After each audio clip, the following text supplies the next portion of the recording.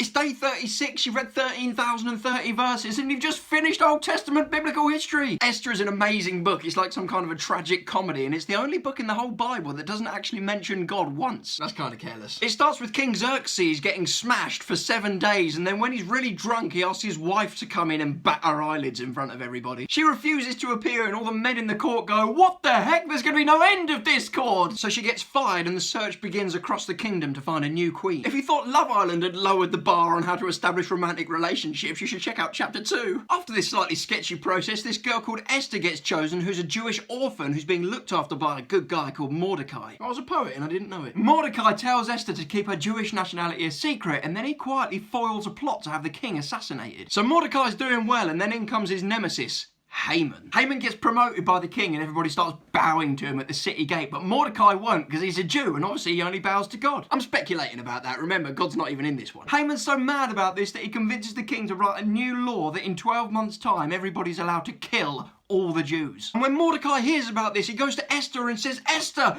this is your time, you've got to go to the king for help." Esther takes her life in her hands purely by going to see the king uninvited, and she invites him to a banquet. She invites Haman as well, and he's loving that because he already thinks he's a really big deal. At the banquet, Esther invites the king and Haman to another banquet, and then as Haman's leaving, Mordecai's still not bowing to him, so he gets so mad, he builds a gallows that's 23 meters high. That night, the king discovers that Mordecai's foiled this plot to have him assassinated, and so Haman comes in to ask the king permission to hang Mordecai on the gallows, and the king says, "Oh, Haman, what should I do for the guy who I really want to honour?" Haman thinks the king's talking about him, so he comes up with a long list and then ends up having to do it for Mordecai instead. The next day at the banquet, Esther tells the king that she's a Jew and that Haman's trying to have all of her people annihilated, and he gets hung on the gallows that he built for Mordecai. Tune in tomorrow for a truckload of misery.